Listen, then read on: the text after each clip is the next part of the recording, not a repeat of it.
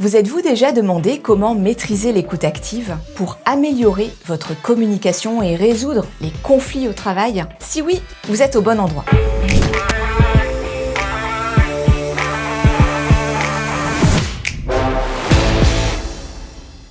Je suis Valérie, directrice de l'école ManageUp, et je suis ravie de vous retrouver pour cette nouvelle exploration du management. Aujourd'hui, je vais vous montrer comment vous pouvez transformer vos interactions professionnelles en maîtrisant les 3 piliers de l'écoute active. Alors restez bien jusqu'au bout pour découvrir les clés qui vont changer votre communication. Ces principes, accompagnés de 3 outils essentiels, la synchronisation, le questionnement et la reformulation, vous aideront à devenir un communicateur ou une communicatrice exceptionnelle. Alors, le premier pilier, la disponibilité. L'écoute active commence par la disponibilité, mais qu'est-ce que cela signifie concrètement? Être disponible, c'est être totalement présent pour l'autre, sans être distrait par d'autres préoccupations. Imaginez que vous êtes en pleine réunion, mais que votre esprit est préoccupé par un autre dossier ou le repas à préparer pour le soir. Peut-on vraiment dire que vous écoutez activement? Non,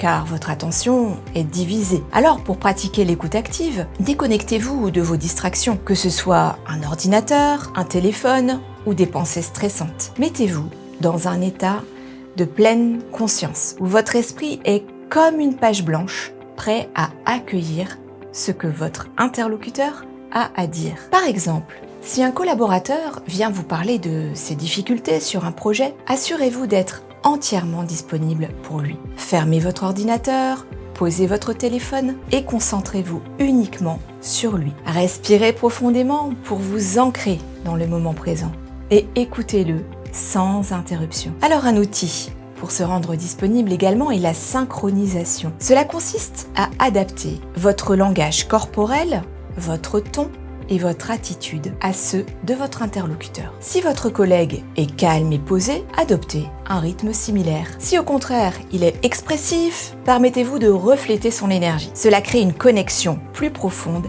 et un climat de confiance. Passons maintenant au deuxième pilier fondamental de cette communication, la curiosité. Êtes-vous réellement curieux de ce que votre interlocuteur pense et ressent? Souvent, nous croyons avoir compris l'autre avant même qu'il n'ait fini de s'exprimer. Nous nous empressons de donner notre avis ou de proposer des solutions sans prendre le temps d'explorer en profondeur les propos de notre interlocuteur. C'est là que la curiosité entre en jeu. Prenons un exemple. Imaginez que vous êtes manager et qu'un collaborateur vous fait part d'un problème. Au lieu de sauter sur une solution, posez des questions pour bien comprendre sa perspective. Par exemple, vous pouvez lui demander: comment as-tu vécu cette situation? Qu'est-ce qui te semble le plus difficile à gérer? L'outil, vous le verrez ici, est bien le questionnement. C'est votre allié pour cultiver la curiosité. Utilisez des questions ouvertes pour encourager votre interlocuteur à s'exprimer plus en détail.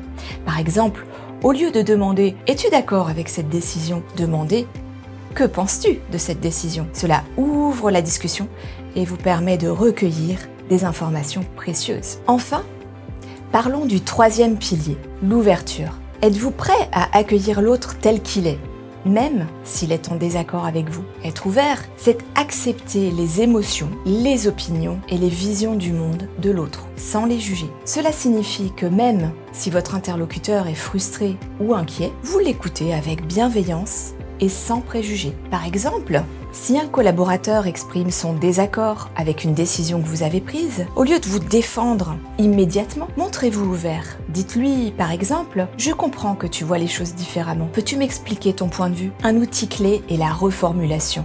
Elle est essentielle pour rester ouvert. Pendant que vous écoutez, reformulez régulièrement ce que votre interlocuteur dit pour vous assurer que vous avez bien compris. Par exemple, si je comprends bien, tu te sens frustré parce que tu penses que cette décision pourrait nuire au projet. Est-ce que c'est ça? Cela permet de clarifier la situation et de montrer que vous êtes à l'écoute. En conclusion, pour optimiser votre communication au travail, il est essentiel de pratiquer l'écoute active. Rappelez-vous d'être disponible, curieux et ouvert.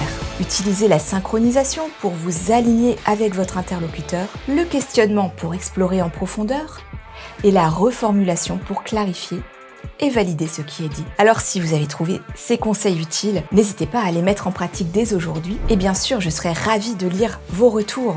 Et pour ne manquer aucune vidéo, pensez à vous abonner à la chaîne. À bientôt pour de nouveaux conseils en management.